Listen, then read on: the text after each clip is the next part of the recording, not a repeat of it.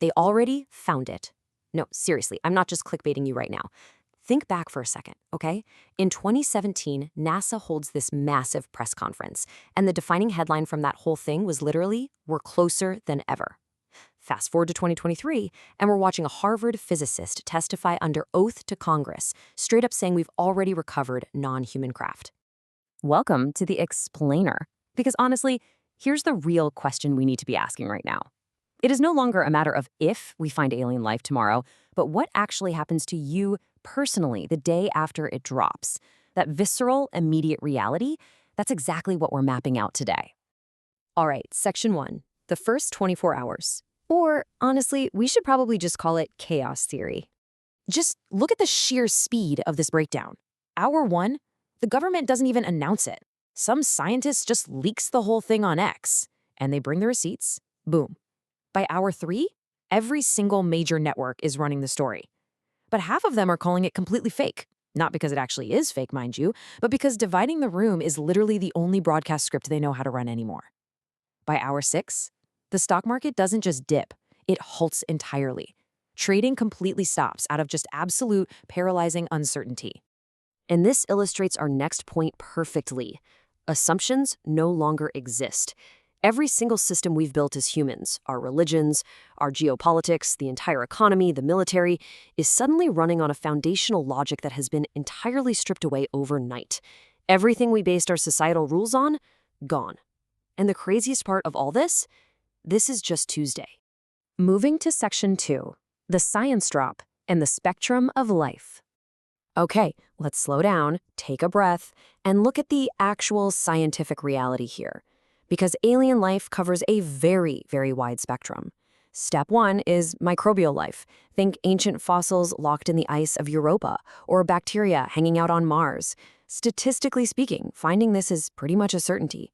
Then you have step 2, the middle ground, distant signals. This is something with structure and intelligence, maybe complex math sequences beamed from a distant star, but they aren't physically here. And then we have step 3, the far extreme, a craft actively flying in our atmosphere, something that specifically chose to make contact. The absolutely crucial point here is comparing these extremes. See, finding microbial life would be absolutely stunning for sure, but it's entirely manageable for us as a species. Even a random signal from deep space gives us decades, maybe even centuries, to figure out how to process it. But a craft in our atmosphere? That signifies the terrifying, undeniable reality of a completely different, vastly advanced civilization visiting us right now. Section 3, how the world breaks and the 3 ways it happens. This is where we transition from these massive cosmic concepts right down to basic human adaptability. So here's the first fundamental way society is going to fracture and reform. Religion doesn't collapse, it adapts. People always get this wrong. Every major religion has faced an existential crisis before. Think about the discovery of evolution or the heliocentric model proving the Earth revolves around the sun, right? These institutions didn't just pack up and die out. They simply rewrote their narrative. You can expect the exact same thing to happen here. The new orthodoxy will just become, well, God created the universe, so of course it's vast enough for other life. Which leads us to the second way society breaks. Governments lie. Then they tell the truth. And then they lie again. Declassification of alien life is never, ever going to be a single, completely transparent press conference. No way. It's going to be a highly calculated, strategic leak, deliberately drawn out over multiple years. The government's goal in this scenario isn't transparency. It is purely maintaining stability so society doesn't completely collapse, which means, practically speaking, the public is probably never going to actually know the full story. And finally, way number 3. Let's zoom all the way in to the intensely personal stakes for you. Psychologically, studies on how humans respond to massive existential news show this exact same pattern every single time. Day 1, absolute, total global panic. Week 1, we kind of start to normalize the new reality. Month 1, we are right back to asking, okay, yeah, aliens are real, but what does this mean for my mortgage rate? We literally cycle from existential dread to totally mundane worries incredibly fast. And that brings us to a pretty stark realization. We are unbelievably good at getting right back to our routine. Humanity's ability to absorb the completely impossible and just go back to normal life is profound. And if you really sit and think about it, that is either our absolute most comforting trait or it is absolutely terrifying. Section 4, the wild card and the silent universe.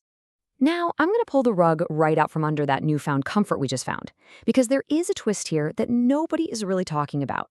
The discovery of alien life doesn't just change what we know about them, it drastically changes what we know about us. Because statistically speaking, if alien life exists, it has likely been around significantly longer than humanity. So, finding it, it forces us to look in the mirror, which drops this massive, terrifying meta-question right into our laps. If they are older, and they are definitely out there, why haven't they made contact yet? We can actually ground this existential dread in real science. You've got concepts like the Fermi paradox, the Great Filter, and the dark forest theory. These are actual scientific concepts proposing that the universe's silence isn't due to it being empty. Some of the smartest people alive believe that the silence of space is deeply, deeply dangerous. The silence is a warning. So, when we find alien life tomorrow, the world doesn't end. But it doesn't instantly fix itself either. It just drastically shifts. Everything we thought was the absolute ceiling of our understanding turns out to just be the floor of a much larger, much darker room. And how will we actually handle this profound cosmic discovery? Oh, we're going to drag it right down into our everyday squabbles. Humanity will definitely argue about it on social media. We will find a way to monetize it. And we are absolutely going to politicize it to try and win the next election cycle. Ultimately, we'll normalize this monumental event, and we will find a way to make it boring. Well, at least until the next discovery drops. If this thought experiment kept you thinking, make sure you're subscribed to the channel. In our next explainer, we're going to dive fully into the Fermi paradox. Trust me, it will completely ruin your sleep. See you then.